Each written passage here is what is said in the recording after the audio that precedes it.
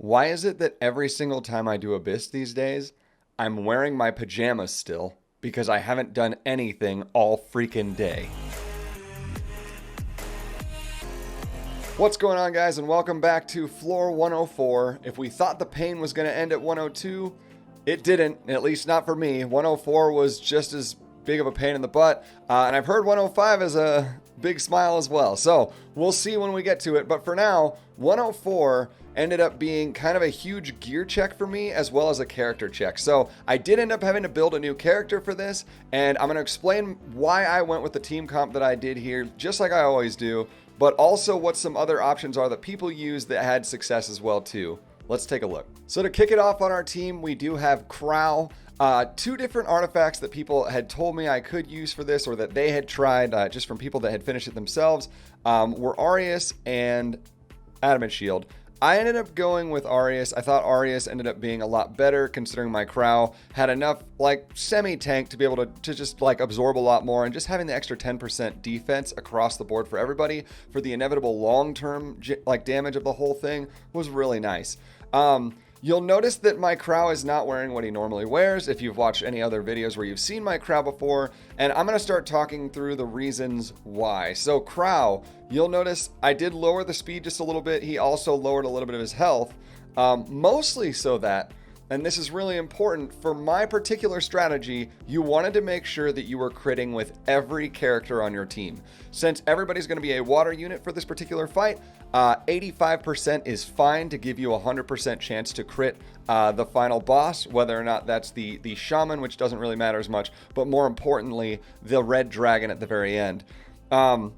So to get that crit hit chance, we did have to lose a little bit of our tank, a tiny bit of our speed, and a little bit of our effect resistance. We tried to keep it as close to best as possible. I'm pretty sure, and yeah, I'm looking at it now, I did actually 90 a couple different necklaces that were going to fill in that gap space just for the extra 5% crit, so that I wouldn't have to change most of my initial gear that I had on my characters. That ended up being a pretty good strategy across the board if you have some extra ability to make a couple of 90 pieces. I know you're not going to use these all over the place elsewhere, but if you can find some that have decent stats to kind of fill in that space, it worked out pretty well. So that's the Krau. Next up on the team is Angelic Montmorancy. Fantastic healer. You really need her because you need to be able to cleanse off tons and tons and tons of debuffs. I would say we end up seeing less debuffs, especially between the Krau and Montmorancy, because of their effect resist. My effect resist I had to drop a ton of for Angelic Montmorancy just to get the crit chance we were looking for, and then still actually be tanky. As you can see, I ended up putting a big defense piece on her and keeping her health about almost 15,000. Made it so that she didn't get hard crushed, which was really good. But after I got rid of some of her effect resist, it did end up making her take some stuns, some burns that I would have preferred not to. So if it's possible, maybe don't use a defense ring like I have here, and use something that has like effect resist that also has a lot of health and a lot of defense stats on it. I think the speed around 190 was fine, and had we not gotten it on this attempt, that was going to be my next thing I was going to change. You'll notice I also use Shamadra's staff for the extra healing as well as extra effect resist, because giving extra effect resist to every other ally, super important. Again, debuffs that you cannot take is a huge deal. So making sure that you have, and this is going to go for all of the characters when it comes to tankiness, you want them to be able to tank a hit, you want them to be able to be effect resistant enough to be able to stop a lot of the debuffs coming in, and you also need their crit hit chance at 100%.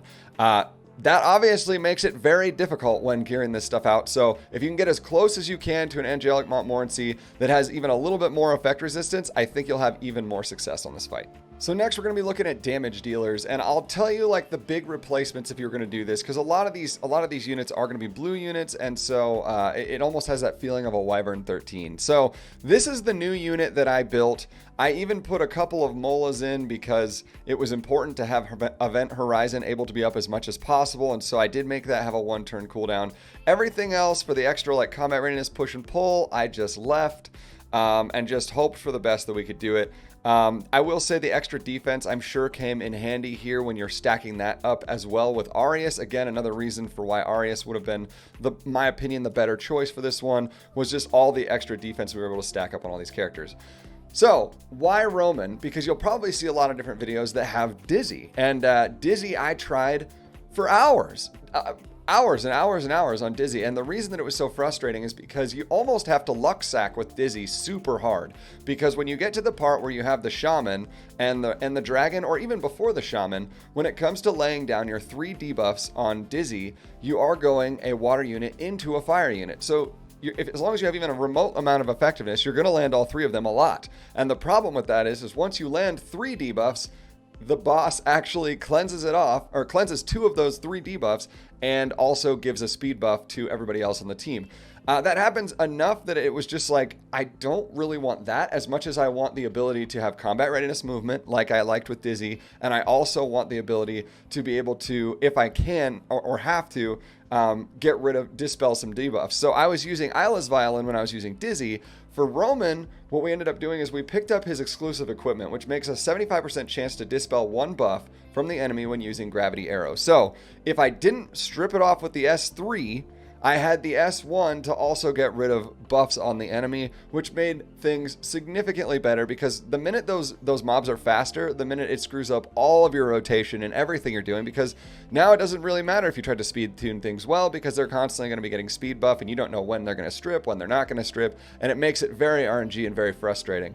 So I really liked that particular exclusive equipment, but the other reason I liked it was because it allowed me to toss on a Daydream Joker. Being able to Daydream Joker with the S1 ended up being like a decent amount of extra damage to go along with what my other damage dealer ends up doing, and so I appreciated that a lot. As far as stat lines go, you're going to want to get as tanky as you can. It's a mage. It's kind of hard to do that, but we did get 1200 defense with 11,000 health, and then a speed of 201, so we're going pretty fast. We're moving quick.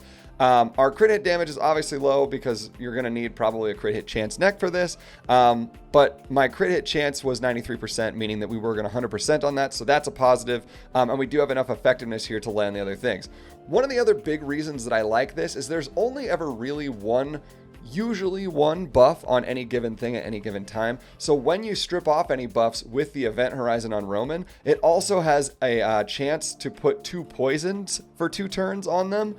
That was amazing in phase 1, and honestly could have been even more amazing in the last phase if we had gotten a little bit luckier, but we didn't even get lucky in the last phase, and it was still just like this, that just to prove like that this team does have some validity to it, which is awesome. So get a little bit luckier and you can actually get a good amount of poison damage here. So for all of you that don't have Spectre Tenebria, because I think Spec Tenny is also really good for this fight, mostly due to the fact that you can stack up a ton of Archies and then just like quick roll. Romann was amazing. Very, very good, worthwhile character to build up. Another character that you see quite a bit was actually Sigrid. Sigrid I ended up exchanging out for Luluca, and here I'll give you a couple reasons why I did. Sigrid is fantastic, especially when it comes to landing a ton of just general debuffs on a boss and then being able to just nuke them down really hard. That's why we use her in W13 all the time. That's why she has a lot of potential here. The hard part that I found with Sigrid was actually I'll say the best attempts that I had with Sigrid were when I used Elena with a counter set Celestine instead of Krau, and we used Dien as our healer instead of Momo. It was harder. I ended up not having like the gear to be able to support that particular thing, but at least with those characters and particularly having the Elena having an extra S3 that could actually AoE, which you really need in the in-between phase between the dragon phase and then phase 1 of wave 1. You just needed, you needed the extra AoE, and so Luluca filled in beautifully for this. You don't get as many debuffs, and that's actually okay because Luluca will also be on Daydream Joker just like the Romann is, and so because of that, they're just going to slowly chip it down, and we actually built ourselves in a way that we're going to be able to control when we need to get our buffs up. We're going to be able to control when the dragon is going to actually do its S3 in the final phase. It just worked out really nicely. If I look at my stat lines, I also changed up my Luluca a pretty significant amount. We don't even have enough for 10k health, and on other characters, this actually did like almost 11k. So Luluca just in general has very, very low health pool, and so she is pretty squishy. But we did get 1300 defense, and so she was able to stay relatively tanky quite a bit. You'll notice still almost 200 speed, so being able to cycle her as fast as possible is good. Making sure she's at least over 85% crit, that's all there. And then for her, we also have a good amount of attack and a good amount of crit hit damage. So she is our main damage dealer, pretty much unless poisons land on Romann. So Pretty great character. Doesn't obviously have any effect resist, so when the debuffs come, she's got to get cleansed and she's got to get kind of cycled through as fast as possible. But when she does get to hit, as long as you also have the exclusive equipment that also allows a chance at giving yourself extra S1s over and over again, that came in huge so many times in multiple runs when I did this today, of just being able to just like kind of crush things when you need to get them done. So Luluca, amazing character. Again, a replacement for her could be Sigrid, but I would say that you're going to have to rearrange things a little bit because you won't have the AoE to pull things, like to pull the shaman out of stealth, and that becomes a real pain in the butt. So those are all the characters. We're going to jump in and I'm going to start talking through the why this particular strategy works really well in 104. But I want to preface beforehand, this fight is loaded with RNG, and so you're going to have to try a couple of times, at least a couple of times. I do think after going through it multiple times with like every character I've mentioned so far, that this combination was the best of the combinations that I at least had. And so I'll give you the reasons as to why as we walk through the fight. So as we jump right into wave 1, you're going to notice that the boss is a Radiant Elite Pyro. There's also the the Luminescent Watcher who's there, as well as some of the little ninja guys that are called Red Smoke Pyros. Let's just talk a little bit individually about what they all bring to this fight. So starting with the little ninjas, you basically are going to get attacks the enemy repeatedly with a 50% chance to decrease attack for 2 turns, and activates Swallow Kick when the caster's health is 30% or less. Swallow Kick attacks the enemy with a strong kick, stunning them for 1 turn. Damage dealt increases proportional to the caster's lost health.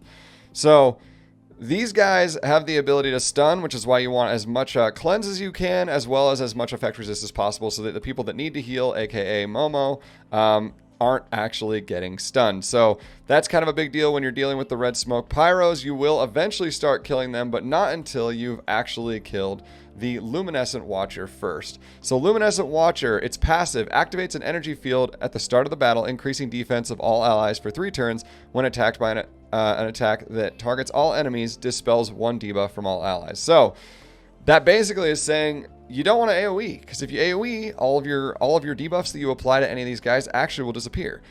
So if you don't have any debuffs on them, feel free to go ahead and AoE with Romann all day long. That's no problem, especially when they have an increased defense buff at the beginning, because with his S3 you have the potential to actually put poisons on all of them. But after you've got the poisons up, you want to be switching to just doing single target, because if you don't, which is why Dizzy becomes kind of a pain in the butt in this particular floor, you're just constantly getting rid of all of your actual damage, because every time you AoE, which would be every skill with Dizzy, you don't actually get a chance to move.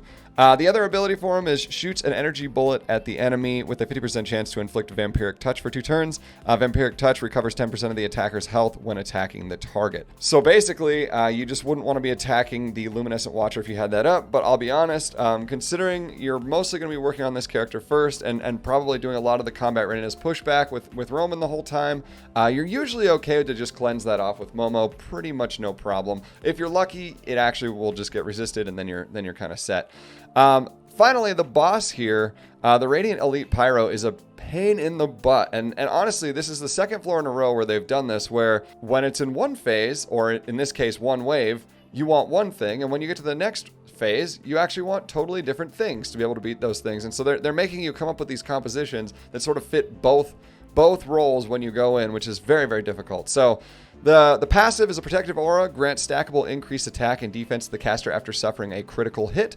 So didn't we start at the beginning saying we wanted crit on everybody? We sure did. So that means that this particular guy is actually going to be having increased attack and defense the entire time you hit him, which is kind of a pain. He's very, very slow and very hard to deal with, which is why landing as many poisons on him and not letting them dispel as much as possible is humongous. Poison damage actually does help a lot on this particular guy. Some of his abilities is Mighty Punch, attacks with a powerful punch, dispelling all buffs, triggers a dual attack from the ally with the highest attack. So this guy is going to always be triggering dual attacks with those ninjas all the time, and that ends up being really, really frustrating, because sometimes they'll dual attack and everything. It's just awful. So I've seen them fully wipe out one of my damage dealers without me even having any ability to do anything about it. So there's a little bit of RNG to these guys, and when I say a little bit, I mean it happened more than once. So expect that you'll have to restart. His S3 is Falling Fire, attacks all enemies with a wave of force with a 50% chance to stun for 1 turn, and decreases combat readiness of stunned enemies by 30%. Obviously, getting stunned and losing combat readiness when you actually need to be taking as many turns as possible is frustrating.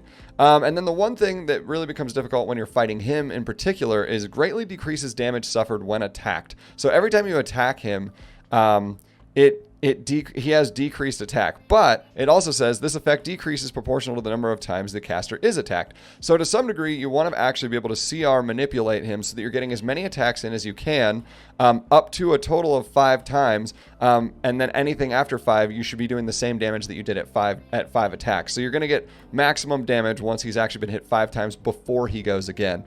This effect resets at the start of the turn. After being attacked, grants an ally a random buff for 2 turns. So after he is attacked, he has a chance to grant an ally a buff. Those buffs are the things that you want to be utilizing your Romann S3 for, and you end up being able to get through it. Long story short, spend all of your time initially killing the Luminescent. After that one is dead, now you no longer have anything that's going to stop you from using any of your other AoEs. So you can actually use the S2 on Romann at that point. You could use the S3 on your Luluca if you wanted to land more defense breaks. You can do all of those things. That is now totally fine once the Luminescent is dead. My opinion, you kill the 2 ninjas off as fast as you possibly can, and then deal with the Radiant afterwards.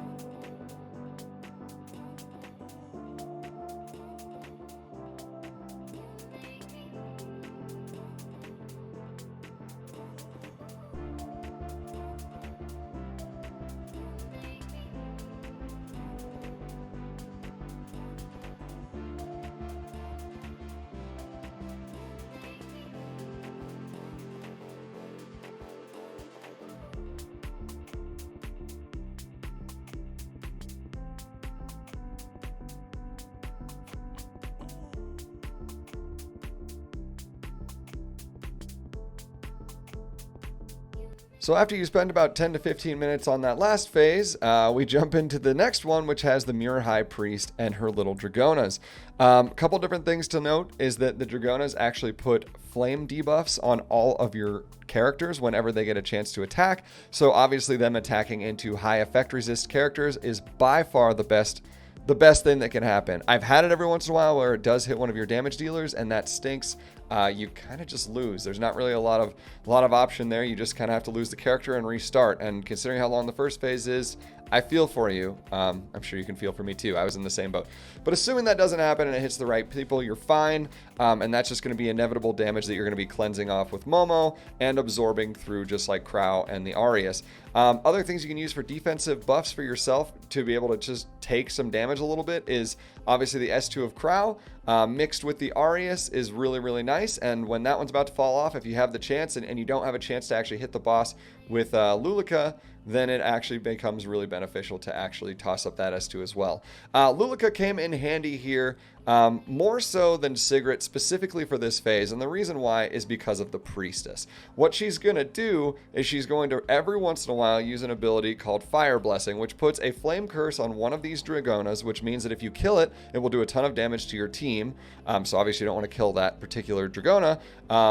But if you kill one that doesn't have on the flame curse, it will actually heal your team, which is kind of nice. It's not a lot, but it's a little bit. I would say for the most part, you're going to ignore that. The main reason that's important is because when that ability goes off, it puts a speed buff on every single one of the enemy characters, and it also makes it so that the boss, like the priest, will actually go into stealth. So every time the priest gets a turn, or priestess rather gets a turn, she tends to stealth herself, and so when that happens, it becomes really, really difficult across the board to be able to obviously hit with somebody like Sigrid. And timing-wise, it ended up being really, really awkward way more often than I wanted it to be.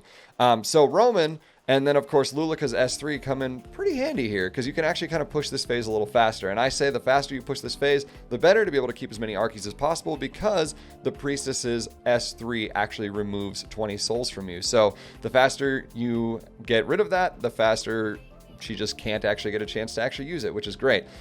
So between the S3 on Luluca and, of course, the S3 and the S2 on Romann, you should be okay. The S3 on Romann is actually pretty cool. It's nice that you're able to strip off the buffs, so the speed buffs are gone, which is really what you need to get gone, but it actually can't poison in this phase. So if you're wondering, like, man, I just wish we would get some poison so we could take this down faster, you actually can't. You can't land poison. You can land bleeds, and you can land a lot of other things, like any of Dizzy's debuffs, but you can't land poison. So kind of ends up being more of a helpful thing when it comes to consistency on this run anyways, because sometimes those bleeds and everything else will actually make it so that when the boss hits 50% and is supposed to phase, she won't, and then you're kind of stuck because Sigrid is honestly awful for this particular phase anyways, and the last person you want on your team to be able to deal with this particular phase is her. So you would want to be able to try and get to that last phase. So like I said, 50% on the Priestess actually takes you to the next phase, and so your goal is to obviously cycle out Romann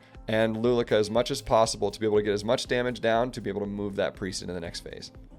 The other reason why it's so important that those poisons don't stick is because if they did, the boss would have actually gotten multiple and probably more than 3 debuffs at a certain point, and if she gets more than 3 debuffs, she will actually use that ability, which ends up refreshing the speed buff, putting her back in stealth, and getting rid of 2 out of whatever amount of debuffs are on her at that given time. So if you only had 3, you're down to 1 debuff. Now she's also stealthed again, and she has this speed buff again. So really, it's a good thing that that doesn't exist in this phase. Now that we're entering the final phase and the Ranok Walker comes out, the priest will actually go back from 50% health back to full health. She will kill off all of the little Dragonas, and now you've got the main boss being the dragon. The big things to note here, the Flame Curse is gone. So the Flame Curse will no longer be a problem here. So killing anything in a weird order is totally fine. And honestly, you're not going to try and kill the priestess at all, because if you did, it would actually berserk the dragon. So really all you're trying to do is kind of get a semblance of control. So she's going to still be doing the same abilities that she did before, where she's going to put herself in stealth, and she's going to also put speed buff up. You don't want the speed buff on the dragon at all. It becomes incredibly difficult to deal with. And anytime that you actually don't crit the dragon, it will actually move her 1 step closer to hitting the S3. When the dragon actually S3s, it is insane amounts of damage, and it slowly ramps up to become more and more frustrating.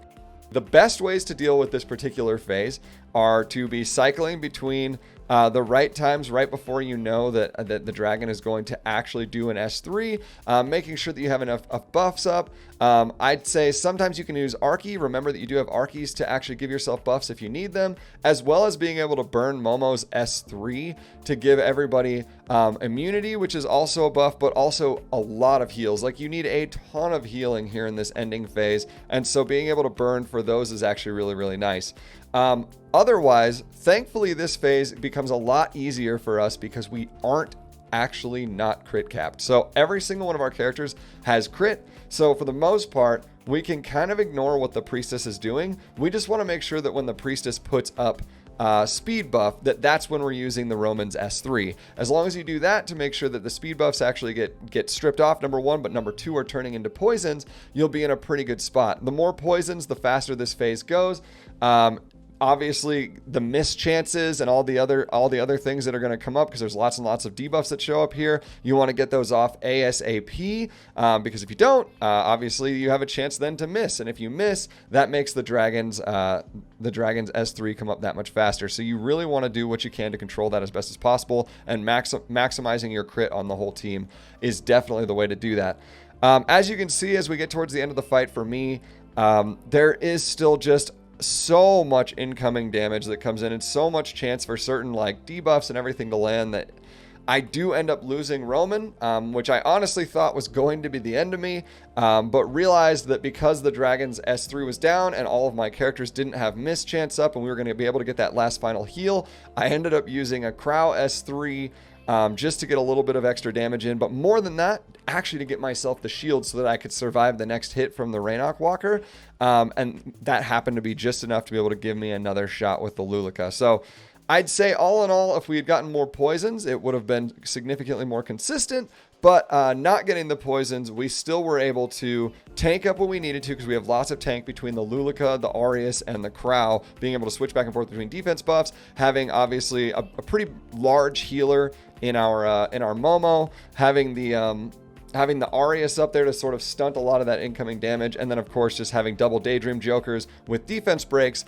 to be able to just constantly cycle stuff through, as well as poison. So that's it, boys. That's the team. It's a frustrating one, so finish her out. So once again, lots of different ways you can obviously accomplish this. We went over a whole bunch of those there, so if this particular comp doesn't work for you, I'm sorry. It is definitely very consistent if you run the lines that we just talked about, as well as you're thinking kind of along the same like mindset that I am as far as going forward. I know that there have been people that have done this with the double lots Watcher Shuri team, with a Kitty Clarissa, which was super cool. Loved the creativity on that one. I also got to see one where they built up Spectre Tenebria, assuming you have the character, and built it up so that you had all the Archies at the end. So you were just basically burning down, as you were basically just doing everything that you could to just like take 5 or 6 immediate cycles on her and stack as many poisons as possible and just hope that it just kills the dragon. Makes sense. Kind of a cool strategy there too. And this one is more of a sort of Wyvern 13 hybrid sort of combination of just like water units that are going to be able to actually control the fight. And so I think when it comes to consistency, this one's going to be a very consistent fight.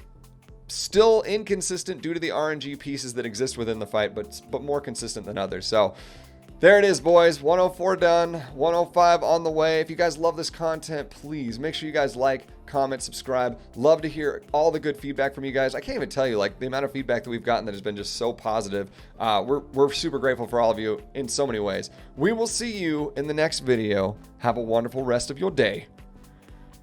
Peace.